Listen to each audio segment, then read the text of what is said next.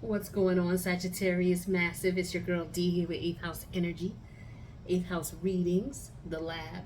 Here to bring you an astrology read for the month of September 2022.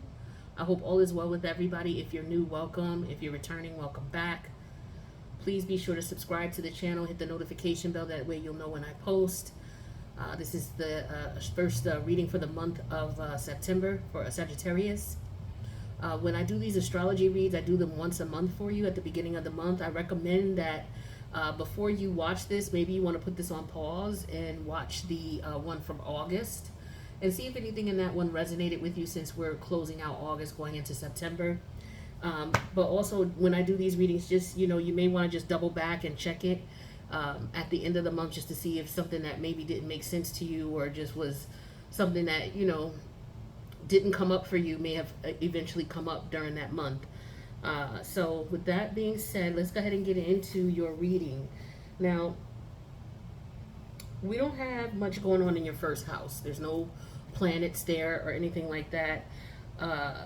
Your second house, we got Pluto, because that's where Capricorn is. So the second house deals with your self-esteem, your self-worth, your insecurities, how you feel about yourself in reference to being able to provide for yourself, to be able to survive, right? And the way that comes out for you is, it comes out in a very Capricornian way, where you are an initiator, you plan things, you look at things from a practical perspective, you look at things in a sense where what makes sense versus what doesn't. And the energies that are directing that right now are Pluto in retrograde. Now, with Pluto, that's an energy of power struggles. So you could be going through some power struggles internally in reference to making sure that you're able to provide for yourself. Maybe you're considering changing up the way you make money. It could very well be that maybe some of you work in environments where there's a lot of rules and regulations. Maybe you're looking at a situation or a circumstance where there's not so many rules or regulations, or maybe it's just security clearance. Maybe you have a lot of security clearance to go through, or you've acquired a lot of security clearance in order to do the job that you do, but yet maybe you're not happy with it, or maybe you're interested in going into something that requires you to do a lot of security clearance, working for the government, okay, things like that. But I feel like a lot of you are considering changing your career aspirations, whatever your professional endeavors are. You might be seeking to expand upon that in some way, shape, or form. But I feel like you may be narrowing your search down to just certain companies, or just certain areas of a particular industry, or certain industries that you're going to get involved in. But I feel like if you haven't already started a new job, you will be well on your way to being chosen for a job, especially if you went to an interview. If you haven't, that interview may be coming, especially if you've applied for something. If you're thinking, let's start from the beginning. If you're thinking about applying for something, apply for it, right? Because this Pluto energy is going to go direct next month. So if anything is in the work that you want to change, because Pluto is all about death and rebirth, it's all about changing. And this is in the area where you make money. So if you're thinking about changing and applying for a different job, or applying for a promotion, or going from part-time to full-time, or going from contractor to full-time employee, or full-time employee to contractor, or going on your entrepreneurial route, whatever it is, do it now. Go ahead. Don't ponder on it. Do it now, because this is the good energy for everything to unfold in the way that you want, because we do start a new cycle in October. Pluto goes direct October 8th. So we're in the final stages of this cycle that we're tying up with Pluto.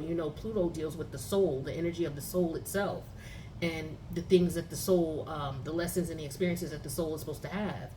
So for some of you, it's all about your security, being able to provide for yourself, and being comfortable. You may be in an environment or a job that gives you that stability, or gives you that financial security, but it may not be something that you're truly interested in. So some of you have some things to think about when it comes to providing for yourself, making money.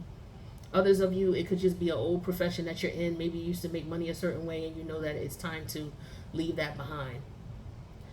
Now with your third house, we got Aquarius there.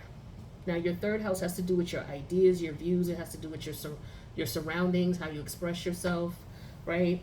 And it comes out in a very Aquarian-like way. So this is you being very social, being for the, the good of all, especially in your community and your neighborhood and your environment. You may be the one that everybody comes to, kick it with, or everybody talks to, or you may just be the one who knows everything that's going on with everybody. People may come to you for advice, things like that. They may like chilling with you. All right. And the energies that are ruling this house right now is Saturn in retrograde. Now, Saturn is a planet of restrictions as well. Saturn rules Capricorn, which is your second house. So Saturn is the planet of restrictions. It's a planet of discipline. It tells us, okay, now let's get straight, let's get situated, no more playing around, let's go ahead and do what we need to do, right? And so this is why a lot of people don't like Saturn, because Saturn pushes you to grow up. It pushes you to mature. It deals with time. So it tells you when it's time, you've outgrown something, and it's time to move on to the next stage. So when it's in retrograde, what we're doing is we're questioning, what do we need to leave behind? What is the final stage, and then what is the next stage, and how to prepare for the next stage. So in your third house of your ideas, your views, your environment, you may be considering if you've outgrown it or not. You may be also considering if you've outgrown the friends that you've made. And with your second and third house here, this could be that you've been in a job or an industry for a very long period of time, and maybe you're considering the fact that you have just outgrown this career. You've outgrown this particular industry or this work environment. And so, you may be reminiscing about, oh, damn, if I leave, I'm going to leave all my friends behind, or the people that I've connected with. And, there's some good and bad in transformation and moving and leaving and, taking things to the next level. But, your Sagittarius energy, you're all about taking things to the next level. You're all about looking at the glass half full. You're all about that, okay, let's take a risk, right? So I feel like for some of you, and this planet also is going direct in October as well. So with these two planets here, I really feel strongly if it's all about you, also could be, some of you could be moving too. So if it's about you moving or relocating for a job, or trying to apply for a different type of job, or anything that has to do with work and home, maybe working from home. Some of you may be wanting to take the step to work from home. Some of you may be working from home and deciding that you don't want to work from home anymore. Whatever it is that you got going on in reference to making money and, the environment that you're in, things are changing, okay? So take opportunity and really figure out what it is that you want. Tap into that new moon in Virgo energy that's coming to us on the 27th, the 28th, and 29th. That's when it's most potent to manifest whatever it is that you want, all right? And use those energies wisely, right? Because that's why they're here for you. Now, your fourth house, you have Neptune here. Your fourth house has to do with your personal, private feelings, what makes you feel safe and secure. Also has to do with your family, descendants, your ancestors, your bloodline, okay? Generations after you, generations before you, things like that. And that comes off as far as how you do things in this area of life. You come off more as a Piscean energy. You come off as somebody who's really flexible. You see everybody's perspective on things.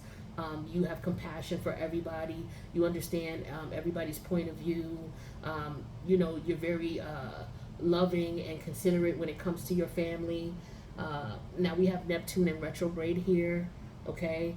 And with Neptune, it's the planet of like illusions. It's the planet of your creative imagination. It's the planet of your spiritual and psychic abilities as well. Like, this is the God in you. Wherever Neptune is at, that's where God is really working heavily in your life. So right now it's in your fourth house, which has to do with your, what makes you feel safe, your stability and your security. I feel like somebody, for a lot of you, there's an energy of your money and where you live, okay, in reference to stability and security and changing that up. Also, for some of you, you could be seeing some things with family members that maybe weren't, easily seen before. Your intuition, because when Neptune's in retrograde, your intuition is peaked. It's more in tune. And so that's how you're able to see that things are not really what they were, or that there was an illusion there prior. So when we take the Neptune rose-colored glasses off, that means Neptune's in retrograde, and we're seeing things for what they really are. Also, we're looking at, since Neptune is the God in you, the highest octave of God, and then you have the lowest version of demonic energy, right? It's opposites with everything.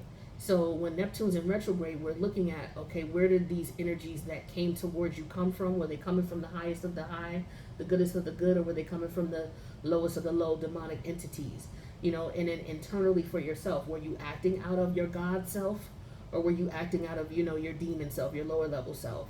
And if you were acting in a sense where it did not benefit you, you have to be careful with the self-pity, the self-loathing, and you have to be careful with the means of escape that you use to, cope with the unfortunate things. Because Neptune in retrograde brings on self-pity, brings on self-loathing, especially if you haven't followed your higher self and it came back to bite you in the ass in some way, shape, or form. So, just be careful of those energies. Now, like I said, you may have been in a situation, well, maybe I didn't say it this way, but let's say it this way. Maybe you have been straddling the fence in reference to something about, it could be about where you live, okay? Or the connection with your family and something that's going on with family. And maybe you see things from a different perspective now, and you look back at it and maybe you're not happy with your behavior.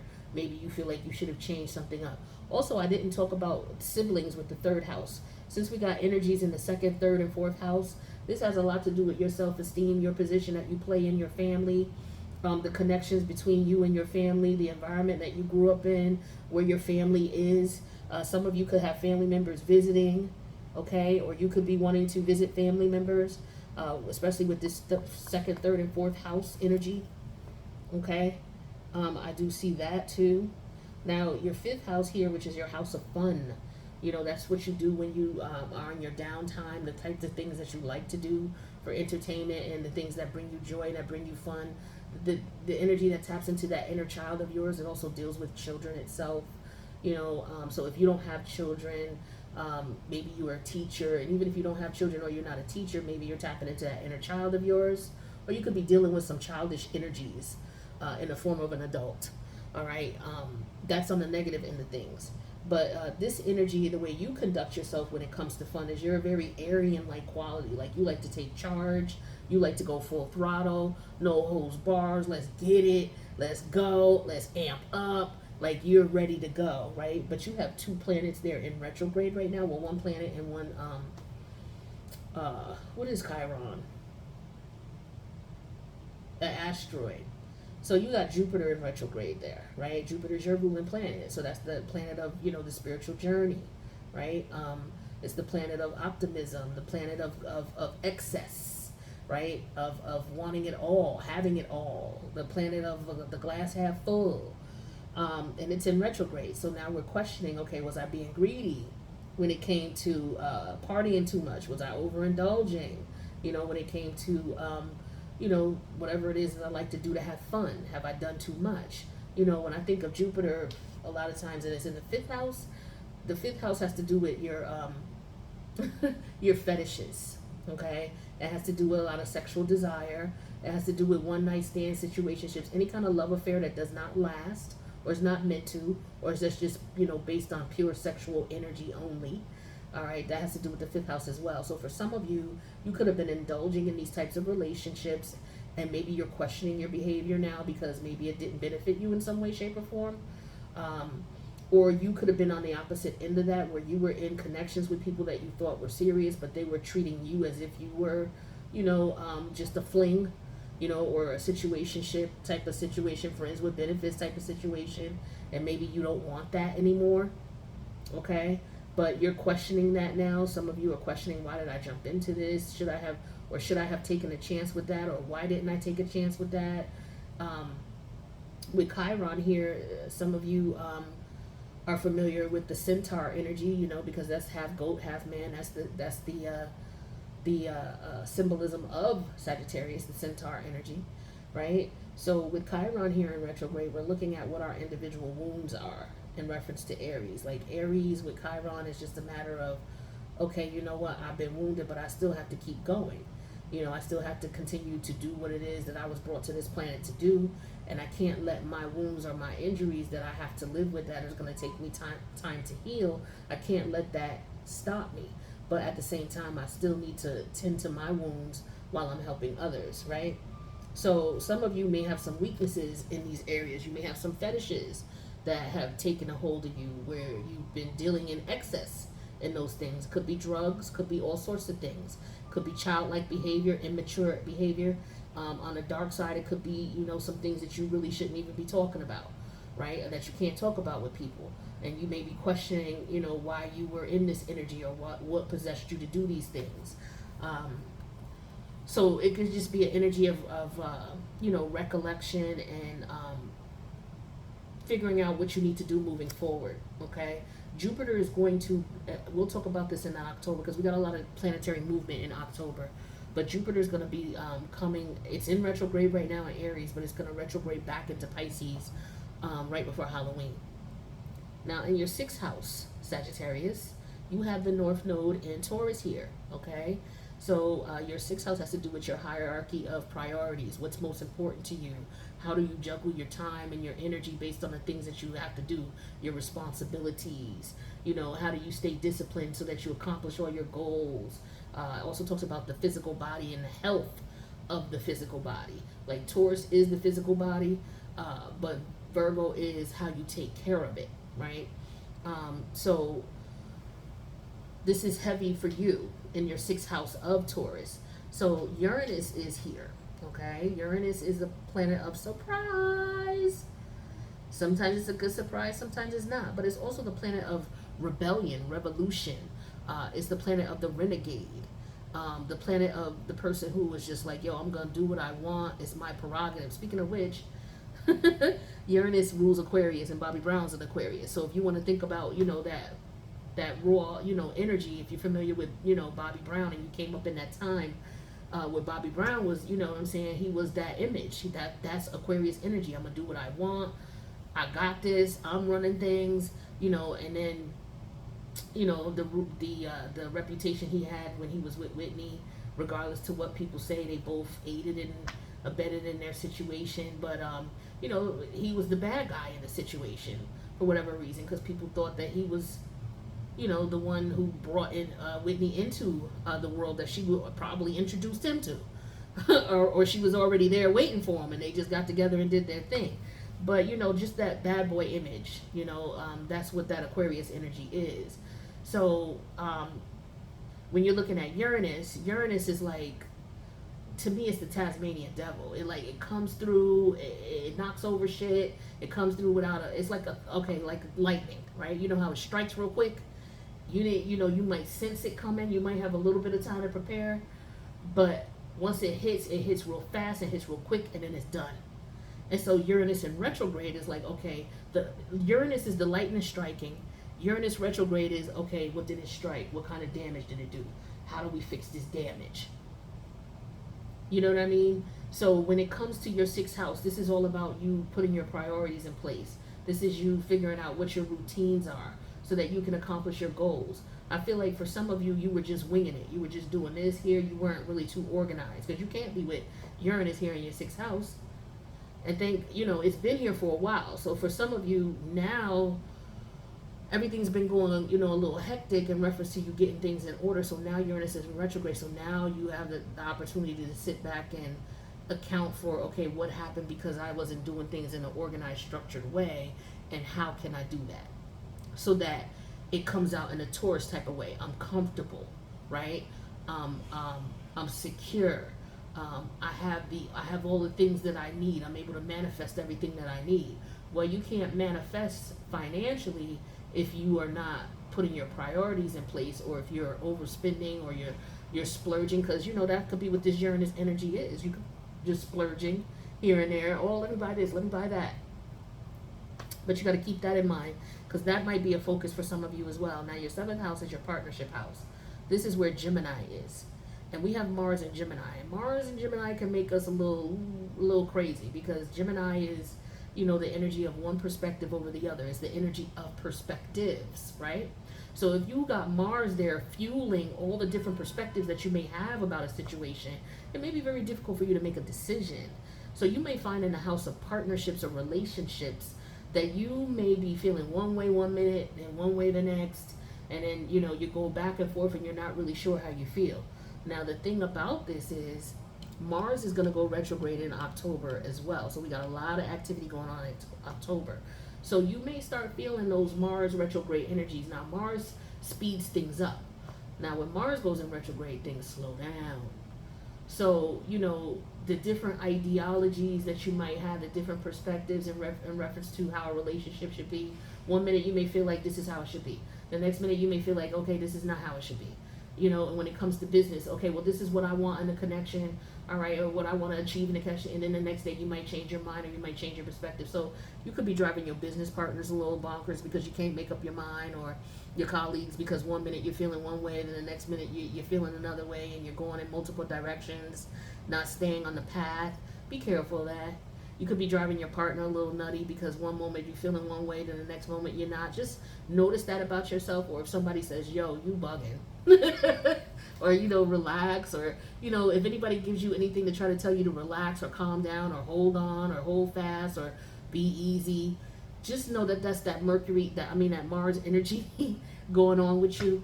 And you may just need to, okay, let me take a break. Let me take a breath. I already know that could happen because of what's going on with these alignments. So just keep that in mind, okay? You may be, communicating with a lot of different people in a lot of different work environments, or maybe you are someone who communicates with a lot of different people in a lot of different departments based on what you do. You do want to make sure that if you are someone who communicates, because Gemini is about communication, that you be careful that you're not too snippy with this Mars energy. It can make you a little bit more aggressive, a little bit more assertive, okay? So if somebody tells you, ouch, damn, or they go, row, after you say something, you know what I mean? Just take a hint that you may need to, okay, let me just tone it down 1,000, right? So yes, your 8th house, we got Cancer. Your 9th house, we got Leo. There's no planets in there right now having a major effect, but the opposite polarities could be affecting this. So Leo, for your 9th house, the opposite polarity that could be affecting that is Saturn in Aquarius, Saturn retrograde. All right. So, maybe you might be feeling like you don't want to be bothered with people. Maybe you're at a stage right now where you're not interested in, maybe you're usually the type of person who's fun. You like to have a lot of people around, and maybe you're not feeling that way, anymore, because maybe these are people that you've outgrown, or, this is energy that, you're like, you could be around people who are kind of suspect too. You could be in an environment where, maybe you grew up hustling, and you're like, yo, I can't deal with these people no more, because I don't know if they coming or going. You can't trust people. It's getting a little crazy out here, which is always the case in that environment, but you might be really feeling that energy now, like it's time to let that go.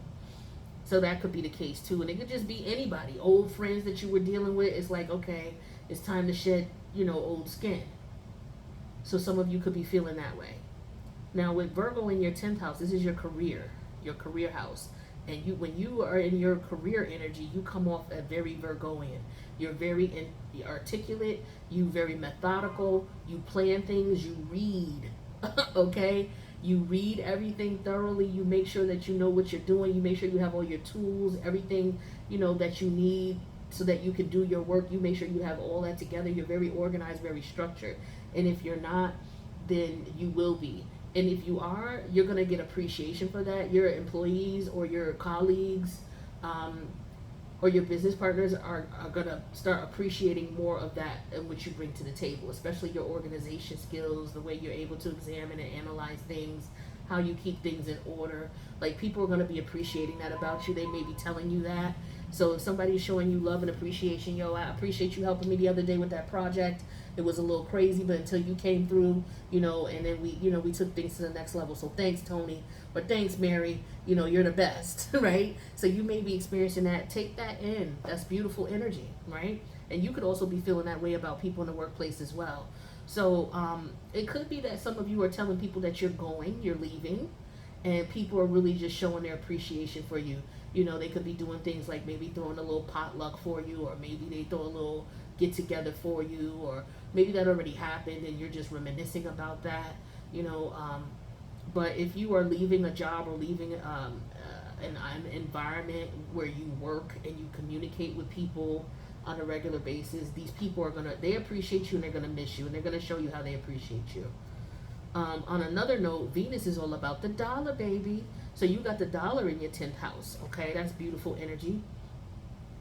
So you know, and then you have Pluto, which is all about money in your second house. So again, I feel like for some of you, you're going someplace where you're going to be appreciated, or you want to go someplace where you are appreciated, or you found a place where you are appreciated, one or the other. But the money's going to start coming in, especially when Capricorn goes direct next month. So any money issues that you might be having because you're switching jobs, or because maybe you're unemployed, I feel like a job's going to come in for you. Like I said, if you want another job, apply for it. If you want that promotion, apply for it. It could be coming in for you. All right. Now we get to your 11th house. You got Mercury and Libra here. Now your 11th house is your social house.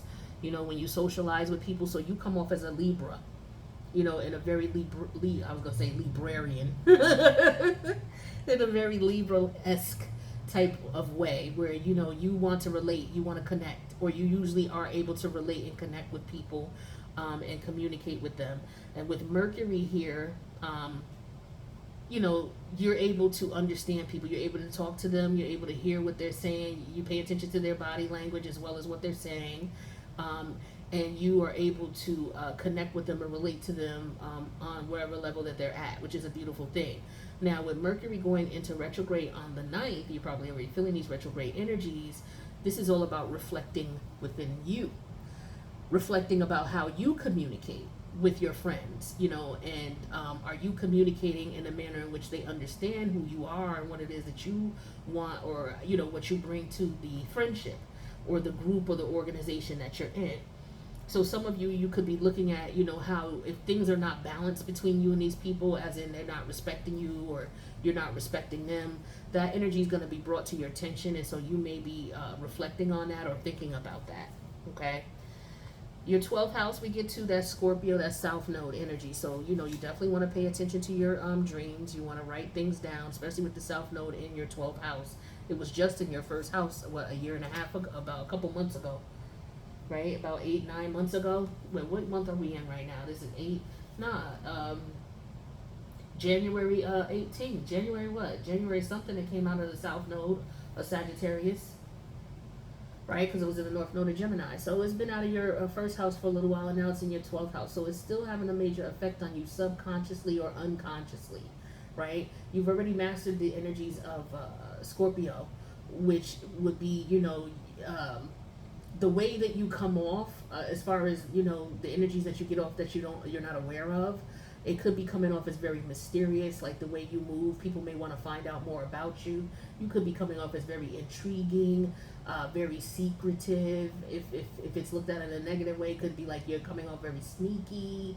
All right, but this is something that you're not really aware of. This is subconscious energy to you.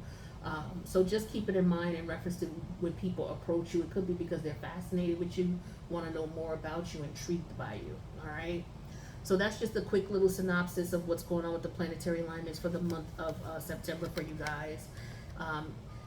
If you need a tarot card reading or a natal chart reading, my information is in the box below. But don't forget to subscribe to this channel and hit the notification bell. That way you'll know when I post. And don't forget to subscribe to my new channel, which is called Many Styles of Tarot. The link for that channel is in the box below. I want to thank you for checking out the reading. I appreciate you guys, and I'll see you in the next one. Later, Sag.